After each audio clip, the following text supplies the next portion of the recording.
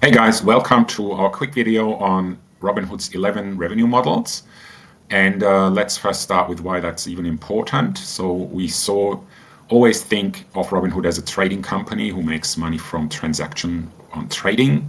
And that was definitely the case until 2024, where things were really nicely growing. But then came the big collapse associated with the Bitcoin bear market, so to say. And trading revenues really went down, as you can see here. And it could have been really threatening to them if they didn't have the diversification of revenue models.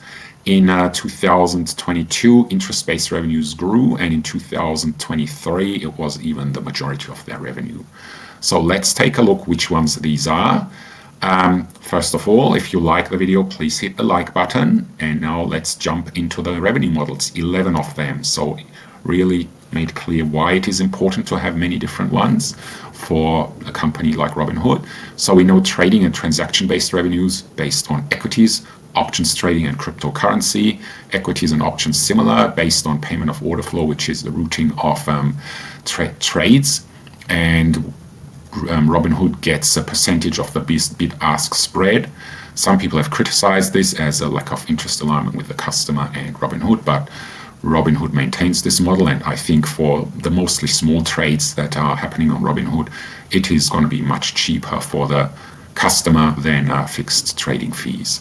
So then cryptocurrency, it's slightly different. They get what they call transaction rebates, which is kind of translates into a fixed percentage on the notional transaction size. Then moving on to the interest-based revenues, which have really been so crucial in 2022 and 2023. Firstly, there's the interest on corporate cash and investment. So these are basically other companies have that as well. They invest in securities like bonds and equities and make money out of that. Now, other companies separate that out from their operating results, but financial companies put it into their revenue, so into the top line. And I looked up their balance sheet. In 2023, they had $4 billion worth of such assets and made a rough interest income of 6.2% on those holdings. And similar to that one, let's just skip margin interest for a second, interest on segregated cash and cash equivalents and deposits. So this is partly regulatory requirements to have segregated cash. And some of it, and they are showing actually that they have significantly exceeding those regulatory requirements. And then there's deposits sitting with clearing houses, etc. All up, this position made, I looked it up, more than $4.5 billion on their balance sheet in 2023, and the income that they made off this translated to roughly a 5% annual percentage yield, if you wish. Then a margin interest is when they lend money to their customer who want to do margin trading, so things like leverage trading. There's a floating percentage that those customers have to pay to Robinhood for that money.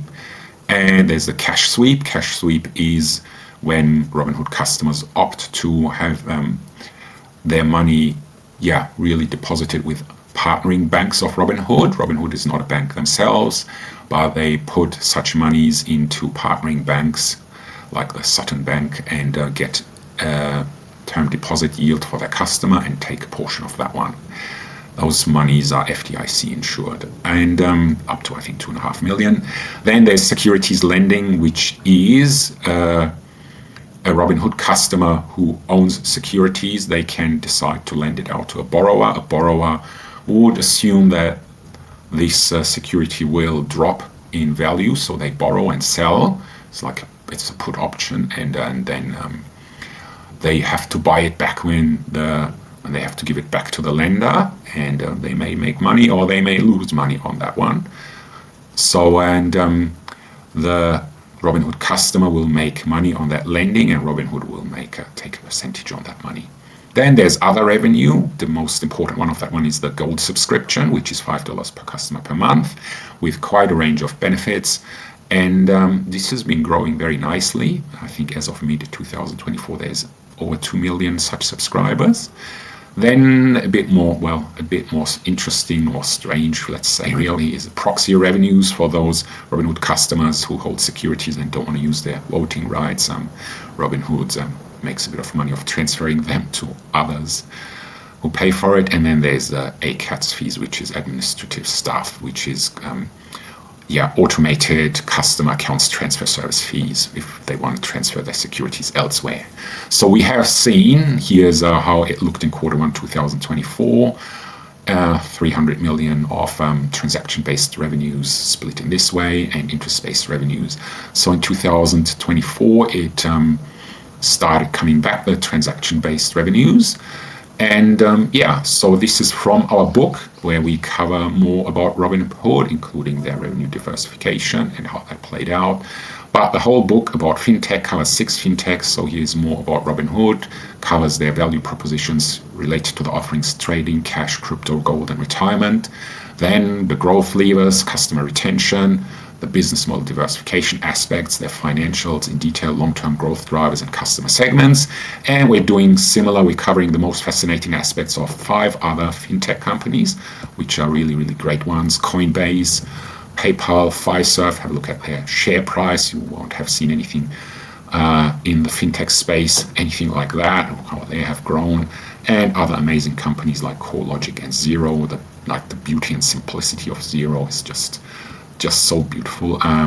Get the book, go to digitalbizmodels.com, the store, and get the Fintech Biz Models book. Thanks very much, and stay tuned, like the video, and there'll be more great videos coming down the pipe. Thank you.